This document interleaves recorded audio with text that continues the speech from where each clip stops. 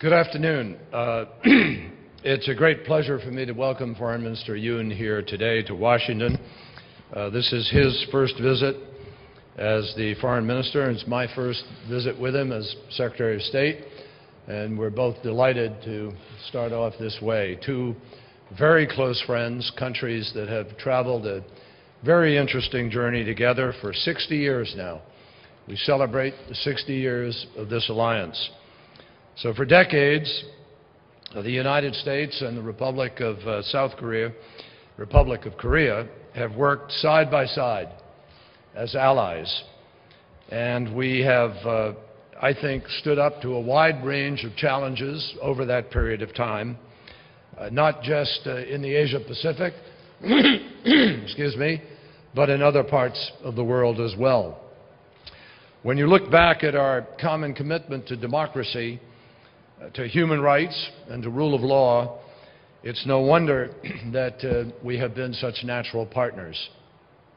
Our alliance, which is in this moment of its 60th anniversary celebration, remains critical to American engagement in Asia, and it is a linchpin of peace and stability in the region. The United States is completely committed to deepening this relationship in the years ahead. And that's one of the reasons why I will be visiting Seoul next week, and the President of Korea of the Republic of Korea will be here in Washington to meet with President Obama in early May. Today we discussed all of the issues that you would obviously imagine we would, and even more. We covered a great deal, but I will start with North Korea. We've heard an extraordinary amount of unacceptable rhetoric from the North Korean government in the last days. So let me be perfectly clear here today. The United States will defend and protect ourselves and our treaty ally, the Republic of Korea. The Foreign Minister and I also think it's important to stay absolutely focused on our shared goal of a peaceful Korean peninsula, free of nuclear weapons. And we agree that improved relations between North and South would ultimately help to move us towards that goal. That is a stated goal of the new President of the Republic of Korea, and we look forward to working with her to achieve that goal. We also discussed our collaboration on global security issues. South Korea has done great work on the UN Security Council, helping to curb civilian casualties in combat zones. And they have done that work not just in the Far East, but around the world. We're also grateful for South Korea's continued commitment to reducing Iranian oil imports. This has not been easy. It's at a cost to their economy. It's difficult. But they have played their role and taken their part in helping to have an impact on trying to change the behavior of Iran. Iran knows exactly what it needs to do in order to address international concerns about its nuclear program. And it can start doing so next weekend in Almaty at the P5+1 talks. We also discussed ways to work more closely on the humanitarian crisis in Syria. And I thanked the Republic of Korea for their support on the humanitarian concerns in that area. We also have shared initiatives in sub-Saharan Africa, and we thank them for that. In terms of bilateral issues, the Foreign Minister and I both want to promote the smooth implementation of the U.S.-Korea Free Trade Agreement. This agreement is good for both countries, and it will strengthen our broad economic ties, it will spur growth, it will help create jobs in both countries and in both regions. We also had a good discussion on the bilateral civilian nuclear agreement. We have a long record of close cooperation on this issue, and we are committed to finding a workable, expeditious way forward.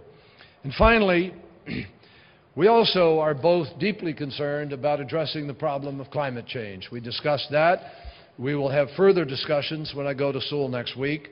We both support clean energy development, and we will be looking for ways to work closely on these issues as we enter a period of new negotiations on climate change over the course of the next few years.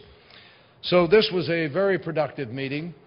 I hope the first of many in the years ahead. And Mr. Foreign Minister, I look forward to seeing you again in a very short period of time. And I thank you for your commitment to this important partnership. And I thank you for taking time to come and visit here today to prepare for the important meetings of our leaders in early May. Thank you. Thank you. Good afternoon.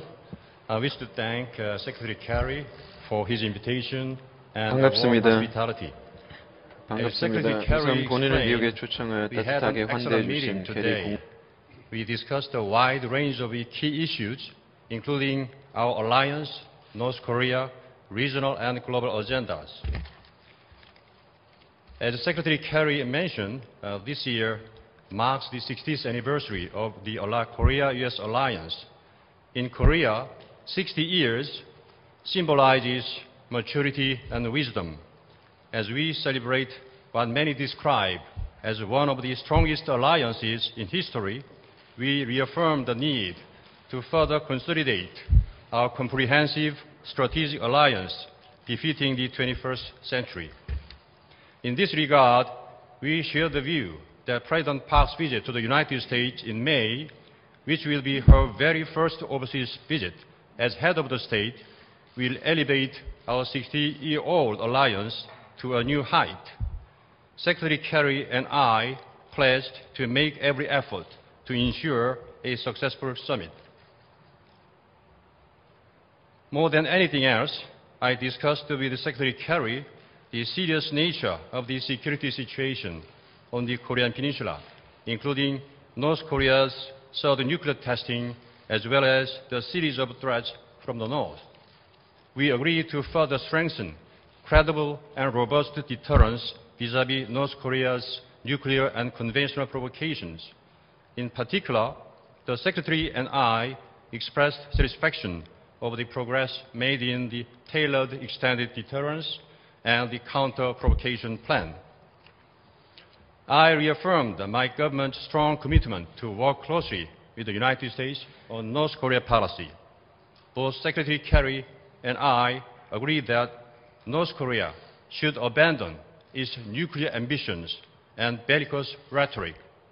We also agreed to collaborate to ensure full implementation of the UN's Security Council Resolution 2094. I also updated Secretary Kerry on my government's policy of building trust between Seoul and Pyongyang as North Korea makes the right choice.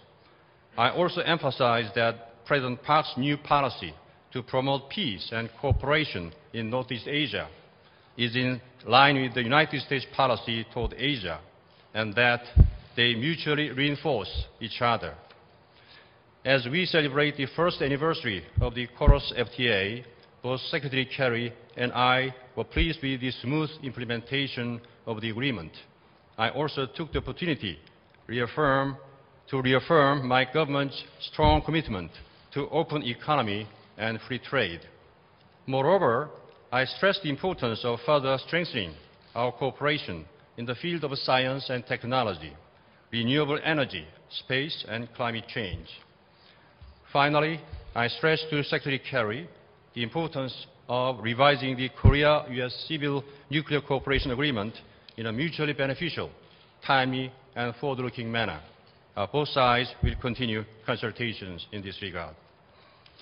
Let me conclude by saying that I'm pleased with the results of today's meeting.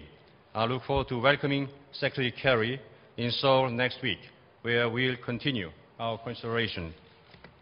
Thank you very much. Thank you very much. Good. We'll take 4 questions today. We'll start with CNN. Elise Lavitt, please. Thank you, Mr. Secretary. Thank you very much. I'd like to ask you about what you think North Koreans' intentions are. Do you think that these threats are just bluster, specifically the recent threat to restart its nuclear facility? And is there a danger of not taking these threats too seriously that might provoke them into actually doing something? Or is there a chance, do you think, that they could pull back and be ready for diplomacy at some point? Mr. Foreign Minister, the six-party talks and the whole process has always really relied on China to rein in the North, if you will. Lately, it doesn't really seem that the North is listening to China in any meaningful way, and I'm wondering if you think that this is a safeguard that the parties cannot rely on anymore. Has the influence China had kind of been used up? Thank you. Go ahead, please. Well, regarding China's role, basically, as we saw in the latest adoption of the UN Security Council Resolution 2094, China is now very cooperative. And they made it very clear that they will fully implement the resolution of the UN Security Council Resolution 2094. Regarding the six-party talks, actually in this resolution, six-party members and the members of the Council also made it clear the six-party talks is still a very useful tool to implement, to actually make efforts towards the denuclearization of the North Korea's nuclear weapons program. Even though this is a very difficult task, we believe that with China and with many members of the six-party talks, we should continue these efforts with patience. Thank you. I'm not going to speculate on what the intent is or whether there's a strategy or not a strategy. The bottom line is very simply that what Kim Jong-un has been choosing to do is provocative, it is dangerous, reckless, and the United States will not accept the DPRK as a nuclear state. And I reiterate again, the United States will do what is necessary to defend ourselves and defend our allies, Korea and Japan. We are fully prepared and capable of doing so. And I think the DPRK understands that. Now, that said, no one takes lightly, least of all the President of the United States,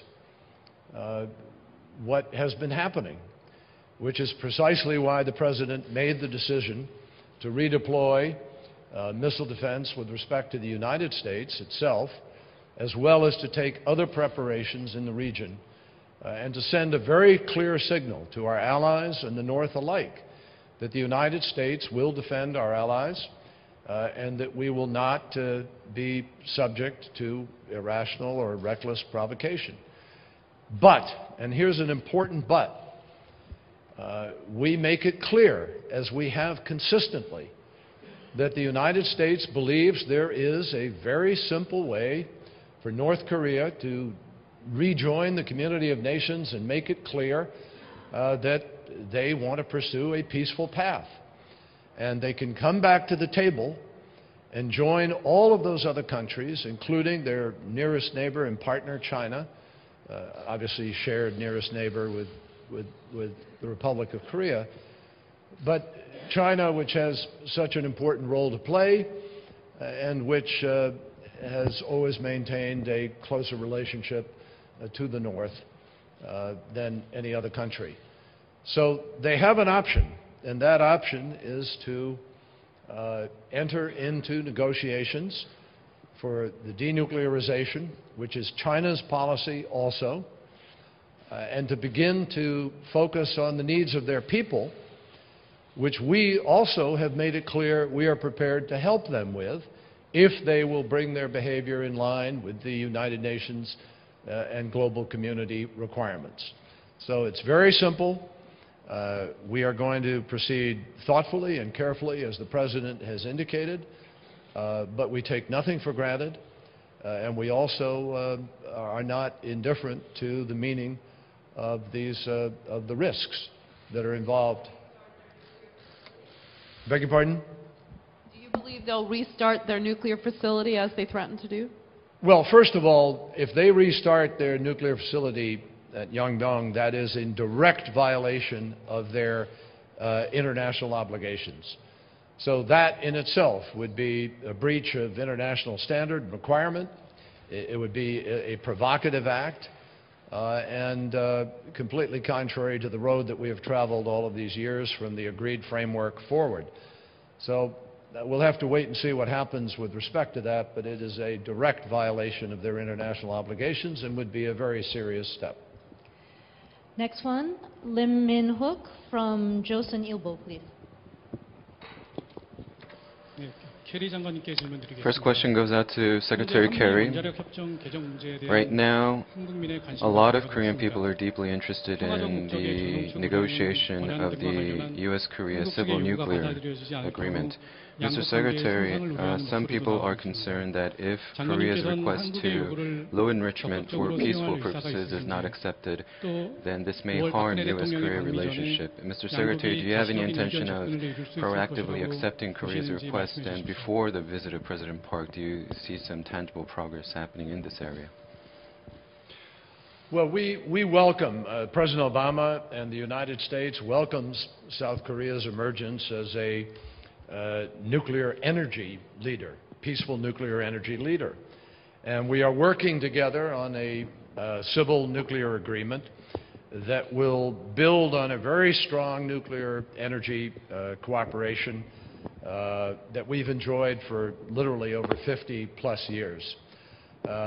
We see no reason that that will not continue in a agreed-upon fashion.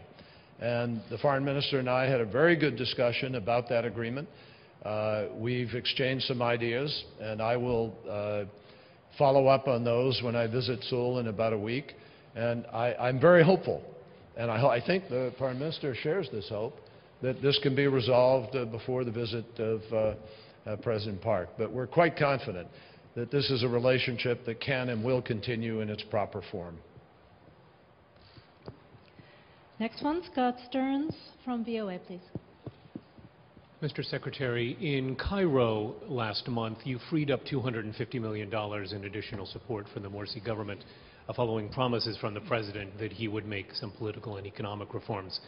That he would make what? That he would make some political and economic reforms.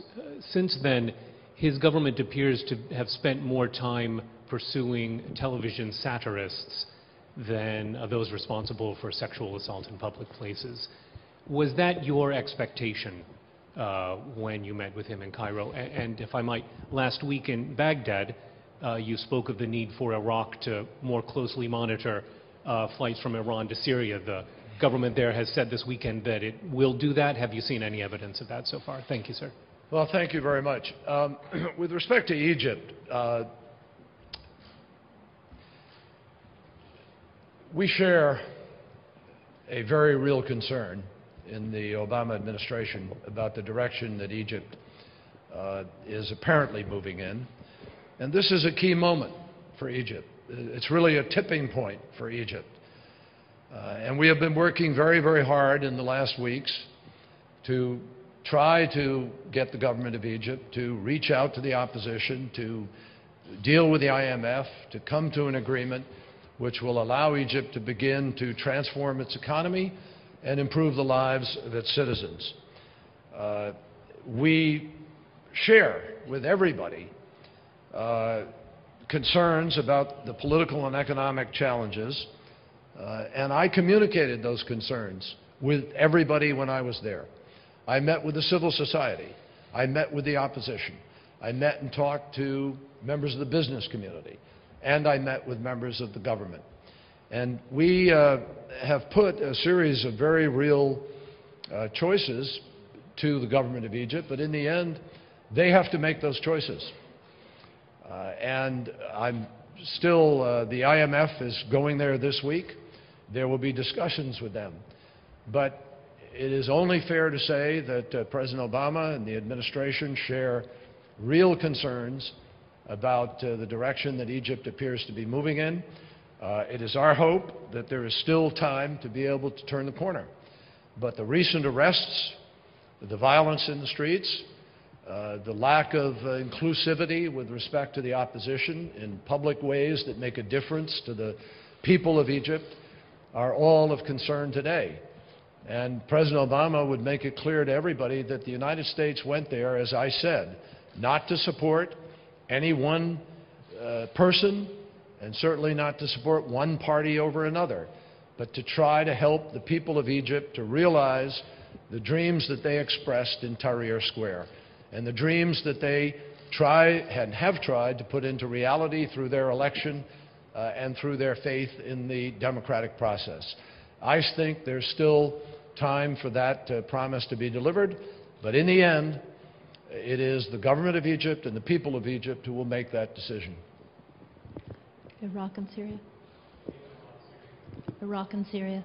Iraq, with respect to Iraq, I'm encouraged that Prime Minister Maliki responded to our requests with respect to the flights from Iran through Iraqi airspace into Syria.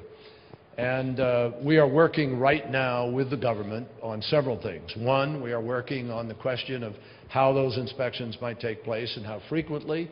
Number two, we are working on trying to bring the Kurds and the Sunni together with Prime Minister Maliki in a discussion that hopefully can bring people back together and get the democratic process back on track.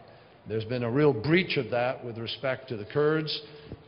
President Barzani has not visited Baghdad in about 2 years, and increasingly Speaker Najafi and the Sunni feel as if they have been pushed away from the governing process. You know, democracy is hard. It's hard work. It's particularly hard work for people who haven't experienced it ever or recently.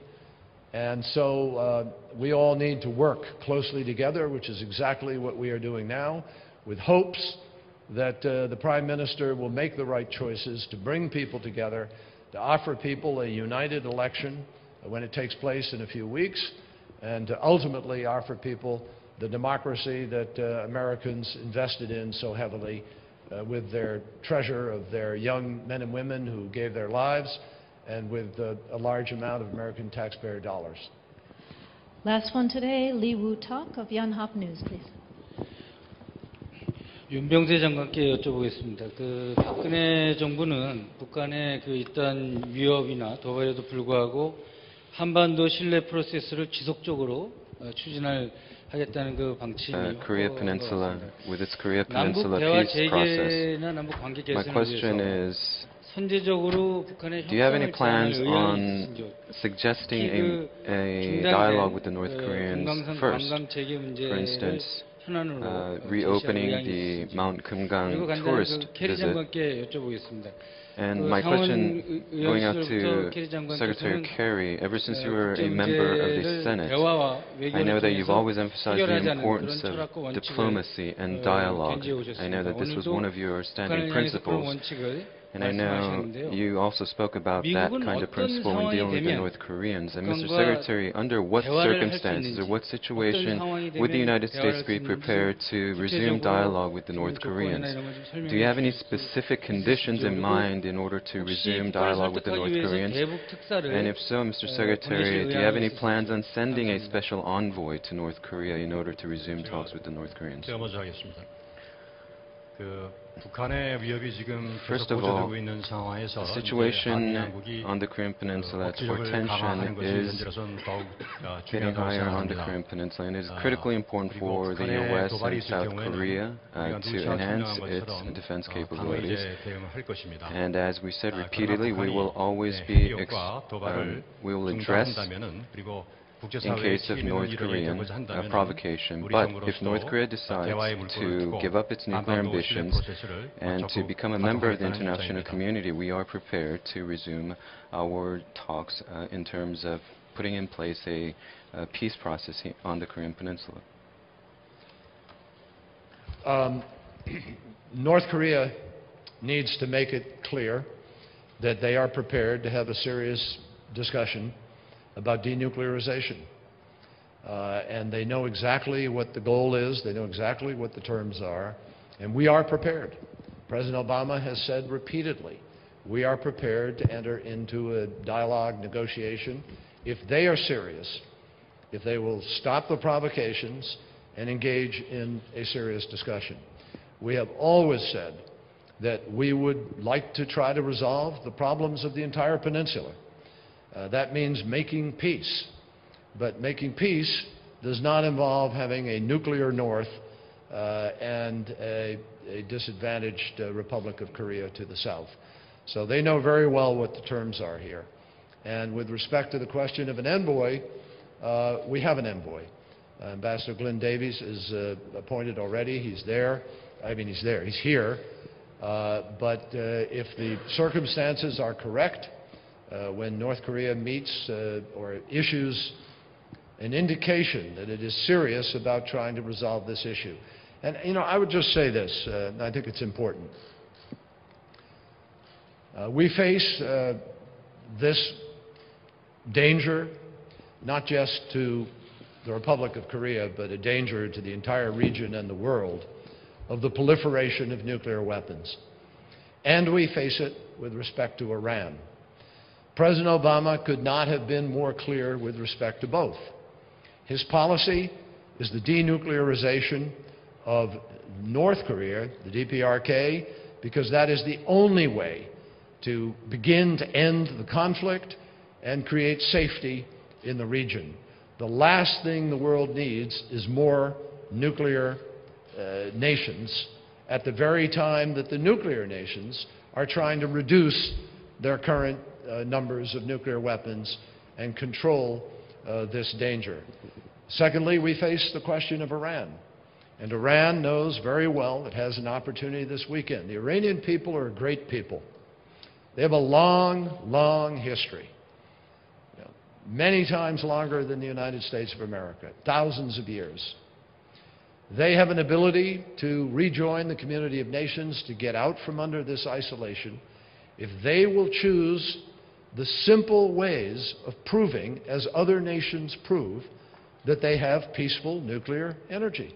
It's that simple. It's not complicated.